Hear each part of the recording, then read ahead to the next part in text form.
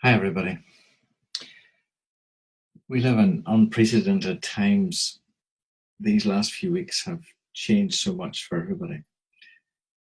And yet it's hard to imagine as well that just a few weeks ago, Aris and I were on holidays in Israel. A special time for both of us and lots of precious memories.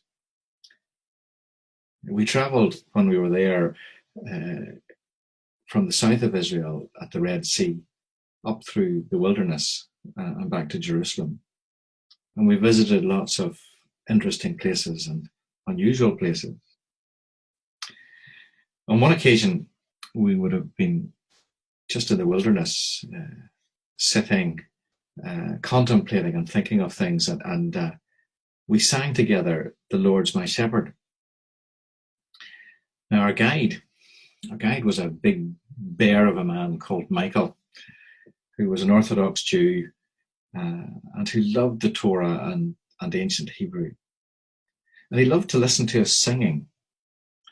And on the occasion that we sang "The Lord's My Shepherd," he shared with us that when you looked at the ancient Hebrew written down, there were no consonants or no vowels in what was written down, just the consonants. And this meant that a word could have two or three meanings. Now, to you and me, that might have been a bit irritating to try and figure out what was the writer meaning? What did he actually want to say? But Michael, our guide, he said to us, perhaps God wanted you to listen to all the meanings that the word had.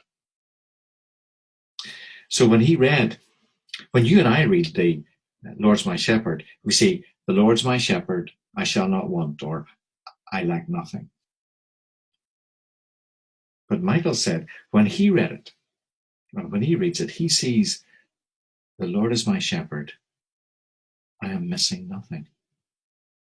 And at the same time, "The Lord is my shepherd, I am not missed." The Lord is my shepherd, I am missing nothing. The Lord is my shepherd, I am not missed.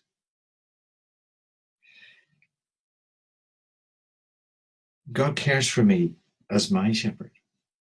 That's no coincidence that Jesus called himself the Good Shepherd. God makes sure I'm missing nothing that I need, materially, psychologically, spiritually.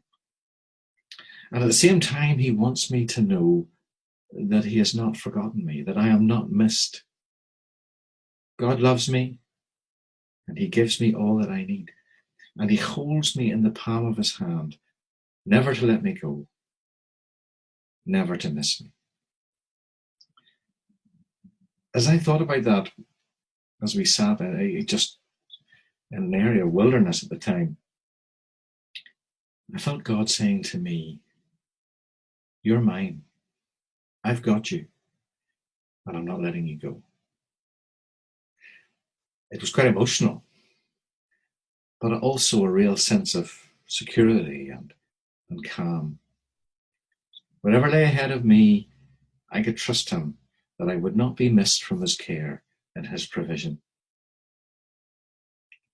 Now, there we were in the wilderness in Israel, and coronavirus had already started. It spread across China and the East.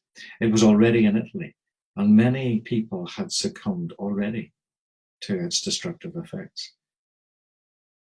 And as we climbed onto our coach and drove back to Jerusalem that day in the middle of February, none of us could have predicted the changes to our lives that we would see in the next few weeks. Apprehension, anxiety, uncertainty are all words that could describe how we feel as we consider what lies ahead for us and for the people that we love. In Prison Fellowship, our day-to-day work has changed out of recognition. The prisons are locked down. We can't visit families, or we can't visit released prisoners, and those we need our support are probably feeling more isolated than ever before. Work needs to be done from home, and we need to think creatively about how to communicate with each other and with those that we want to support. Excuse me.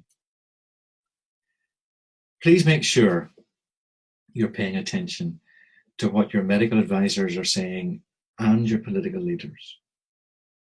They're trying to make the best choices for us. Every day brings new information and changes. The best advice today may not be best by the end of the week. My work in general practice has become very quickly something that I was never really trained for. And none of us feel entirely safe if and as we venture out of our front doors. As we live with quarantine and social distancing, as we watch every symptom and fluctuation in ourselves and those close to us with suspicion, as the daily news increases our fears and paranoia, as we see our political leaders struggle to cope, as we face a threat that could perhaps change our lives forever, let us not forget our God, who is the same yesterday, today, and forever. Let us not forget that just as he spoke into the heart of a young shepherd of his care and provision so long ago, even if our world may seem to be falling down around us, we too can say, the Lord is my shepherd, I'm missing nothing.